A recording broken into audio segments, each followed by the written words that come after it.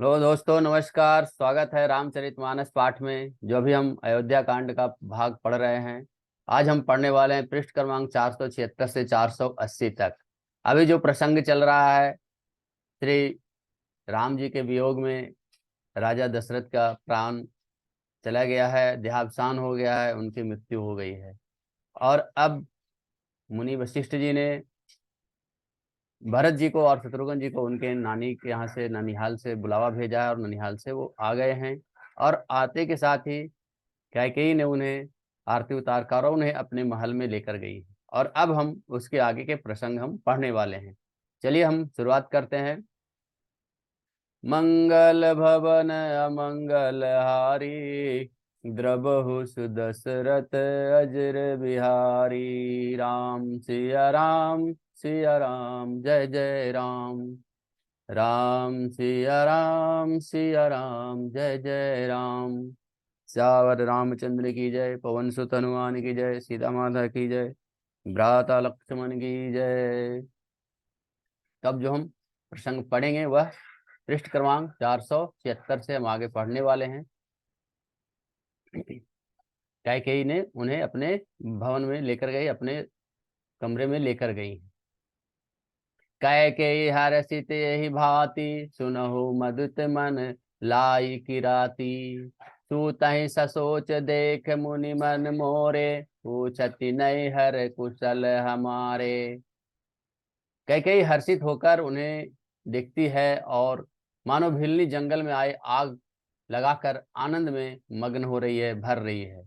पुत्र को सोच बस और मन मारे बहुत उदास देखकर वह पूछने लगी, हमारे नैहर में सब कुशल तो है? सकल कुशल कहे भरत सुनाई, पूछी निज कुल कुशल भलाई। कहूँ कह तात कहा सब माता, कह सिय राम लखन प्रिय भ्राता। भरत जी ने सब कुछ कह सुनाई, सब कुशल कह सुनाई। फिर अपने कुल की कुशल क्षेम पूछी। और भरत जी ने कहा, कहो पिताजी कहाँ हैं, मेरी सब माताएं कहाँ हैं, सीता जी और मेरे प्यारे भाई राम लक्ष्मण कहाँ हैं? दोहा। सुनि सुत बचन स्नेह मय, कपट नीर भरी नयन। भरत श्रवण मन शूल सम, पापिनी बोली बैन। सियावर रामचंद्र की जय। पुत्र के स्नेहमय वचन सुनकर नेत्रों में कपट का जल भर करके पापिनी कैकेयी भरत के कानों में और मन के में शूल के समान चुभने वाली वचन बोली। तात बात मैं सकल संवारी, भय मंतरा सहाय विचारी। कछुक काज विधि बीच बिगाड़ेऊ, भूपति सुरपति पुर पग उधारेऊ। हे तात, मैंने सारी बात बना ली थी, बेचारी मंथरा सहायक हुई, पर विधाता ने बीच में जरा सा काम बिगाड़ दिया, यह कि राजा देवलोक को पधार गए। सुनत भरत भय विपसद विवस विषादा, जनु सह में करी के हरिनादा। तात तात हा तात पुकारी, परे भूमि तल व्याकुल भारी। भरत यह सुनते ही विषाद के मारे बेहाल हो गए, विवश हो गए, मानो सिंह की गर्जना सुनकर हाथी सहम गया हो। हे तात तात तात हे तात कहते पुकारते हुए वह अत्यंत व्याकुल होकर जमीन पर गिर पड़े। चलत न देख न पायहु तोई, तात न राम ही सौंप ही मोही। बहुरी धीर धरि उठे सवारी, कहु पितु मरन में तुम हतारी। और विलाप करने लगे कि हे तात, मैं आपको स्वर्ग के लिए चलते समय देख भी न सका, हाय आप मुझे श्री रामचंद्र जी को सौंप भी नहीं गए। फिर धीरज धरकर वे संभल कर उठे और बोले, माता पिता के मरने का कारण तो बताओ। सुनि सुत बचन कहति कैकेयी, मरमु पाचि जनु माहुर देई। आदि हूते सब आपन करनी, कुटिल कठोर मुदित मन बरनी। पुत्र का वचन सुनकर कैकेयी कहने लगी, मानो मर्म स्थान को पाचकर चाकू से चीरकर उसमें जहर भर रही हो। कुटिल और कठोर कैकेयी ने अपनी सब करनी शुरू से आखिर तक बड़े ही प्रसन्न मन से सुना दी। भारत दोहा। भरत ही बिसरे वो पितु मरन, सुनत राम बन गौनु। हेतु अपन पौ जानी जिये, थकित हरे धरि मौनु। सियावर रामचंद्र की जय। श्री रामचंद्र जी का वचन वन जाना सुनकर भरत जी को पिता का मरण भूल गया और हृदय में इस सारे अनर्थ का कारण अपने को ही जानकर वे मौन और स्तंभित रह गए, अर्थात उनकी बोली बंद हो गई और वे सन्न रह गए। बिकल बिलो की सुतहि समुझावती, मनहु जरे पन लोनु लगावती। तात राव नहीं सोचे जोगु, बिड़य सुकृत जसु किन्नेहु भोगु। पुत्र को व्याकुल देखकर कैकेयी समझाने लगी, मानो जल पर नमक लगा रही हो, नमक छिड़क रही हो। वह बोली, हे तात, राजा सोच करने योग्य नहीं है। उन्होंने पुण्य और यश कमाकर उसका पर्याप्त भोग किया है। जीवत सकल जन्म फल पाए, अंत अमर पति सदन सिधाए। अस अनुमान सोच परिहरहूं, अति सहित समाज राजपुर करहूं। जीवन काल में ही उन्होंने जन्म लेने के संपूर्ण फल पा लिए और अंत में वे इंद्रलोक को चले गए। ऐसा विचार कर सोच छोड़ दो और समाज सहित नगर का राज्य करो। सुन सिठी सह में राजकुमारो, पाके छत जनु लाग अंगारो। धीरज धरी भरी ले उसासा, पापिन सब ही भांति कुल नासा। राजकुमार भरत जी यह सुनकर बहुत ही सहम गए और मानो पके घाव पर अंगार छा गया हो, उन्हें आग लग गया हो। उन्होंने धीरज धरकर बड़ी लंबी सांस लेते हुए कहा, पापनी, तूने सभी तरह से हमारे कुल का नाश कर दिया। जो पै कुरुचि रही अति तोही, जनमत काहे न मारे मोही। पेड़ काटि तय पालव सींचा, मीन जियन निति बारी उलीचा। हाय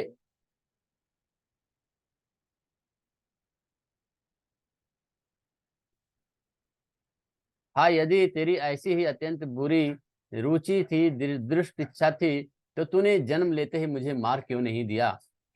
तूने पेड़ को काटकर पत्ते को सींचा है और मछली को जीने के लिए पानी का उलीच डाला है, अर्थात मेरा हित करने करने जाकर उल्टा तूने मेरा अहित कर डाला है।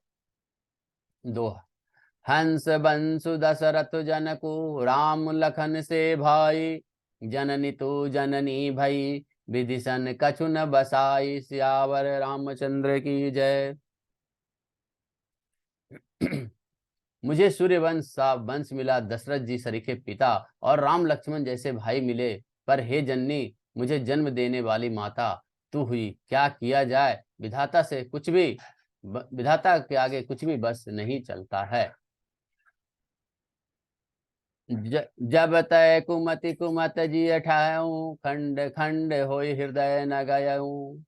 बरमागत मन भई नहीं पीरा, गरी न जिये मुंह पर न कीरा।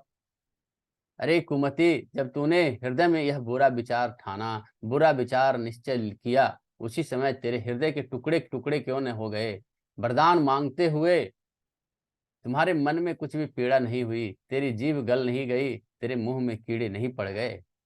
भूप प्रतीति तोरि किमि किन्नी, मरण काल विधि मति हरि लिन्ही। विधि न विधि न नारी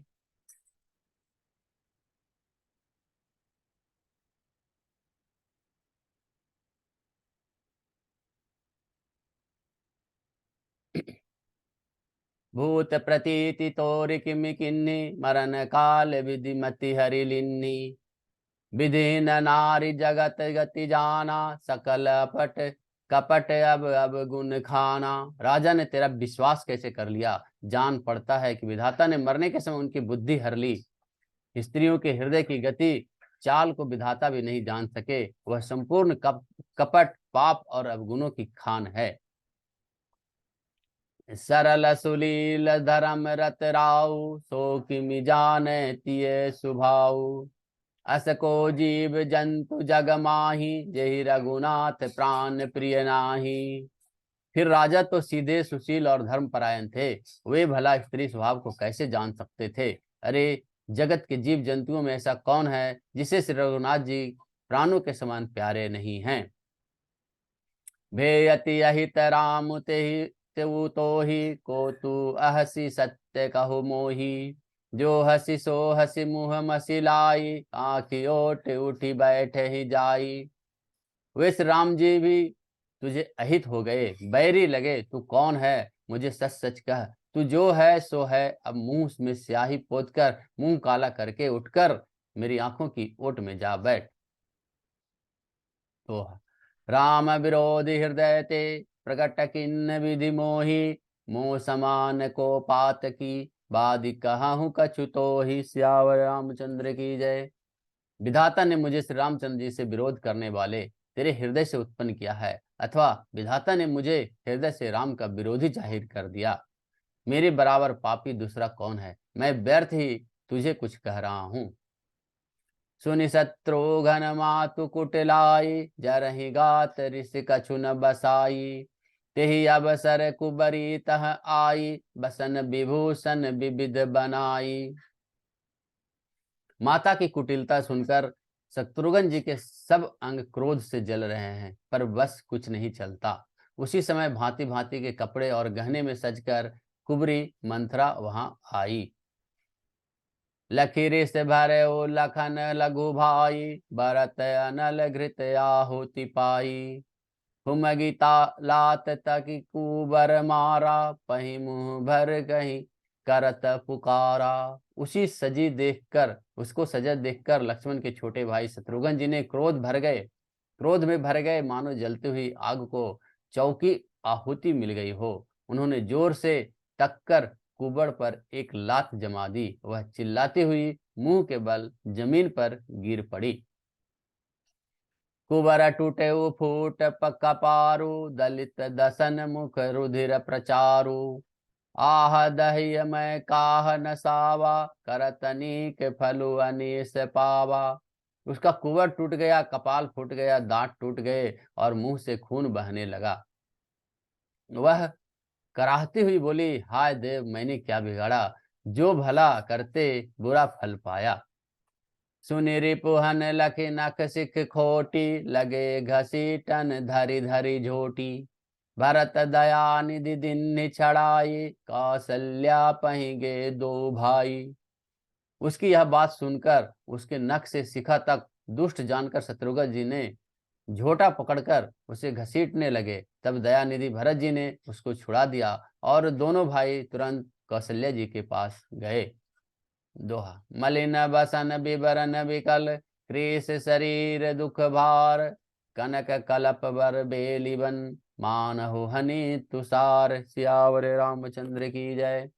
कौशल्या जी मैले वस्त्र पहने हैं, चेहरा का रंग बदला हुआ है, व्याकुल हो रही है, दुख के मारे, दुख के बोझ से शरीर सूख गया है। ऐसा दिख रहा है मानो सोने की सुंदर कल्पलता को वन में पाला मार गया हो।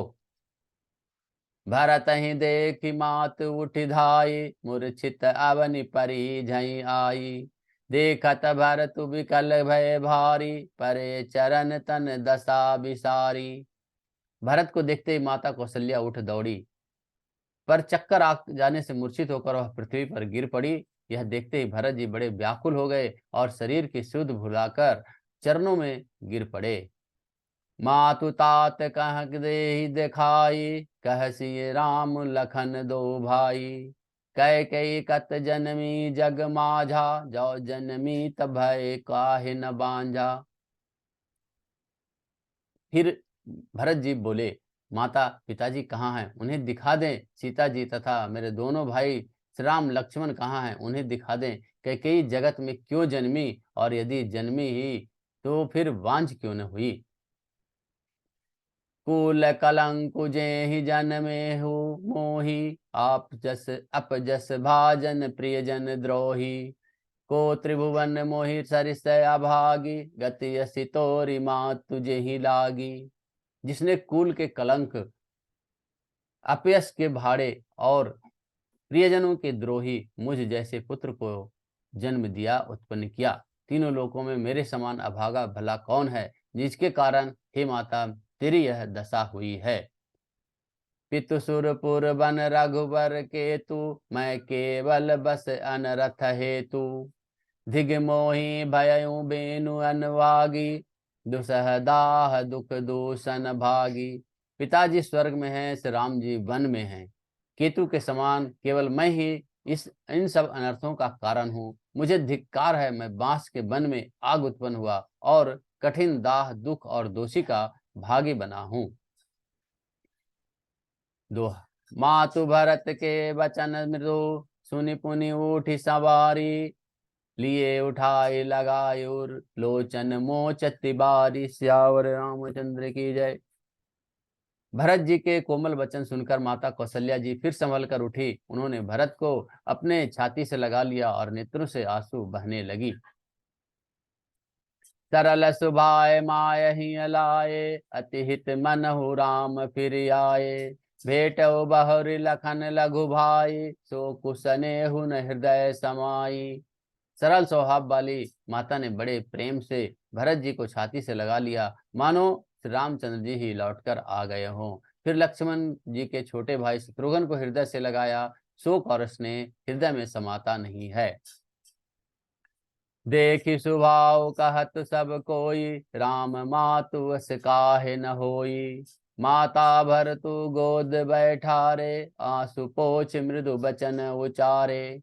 कौशल्या जी का स्वभाव देखकर सब कोई कह रहे हैं, श्री राम जी की माता का स्वभाव ही ऐसा क्यों न हो। माता ने भरत जी को गोद में बिठा लिया और उनके आंसू पोंछकर कोमल वचन बोले। अजहू बच्च बलि धीरज धरहु, कुसमऊ समुझि शोक परिहरहु। जानि मानहु ही हानि गलानी, काल करम गति अघटित जानी। हे वत्स, मैं बलैया लेती हूँ, तुम अब भी धीरज धरो, बुरा समय जानकर शोक को त्याग दो और काल और कर्म की गति को अमिट जानकर हृदय में हानि और ग्लानि मत रखो, मत मानो। आज हमने पृष्ठ क्रमांक 476 से 480 तक पढ़ा है और आज की कथा यही समाप्त होती है। आज कथा इतनी भयो सुनो वीर हनुमान, श्यावर रामचंद्र की जय, पवन सुत हनुमान की जय, सीता माता की जय, भ्राता लक्ष्मण की जय। मंगल भवन अमंगल हारी, द्रवहु सुदशरथ अजिर बिहारी। राम सिया राम, सिया राम, जय जय राम। राम सिया राम, सिया राम, जय जय राम। जय श्री राम, जय श्री राम, जय श्री राम। धन्यवाद, धन्यवाद, धन्यवाद।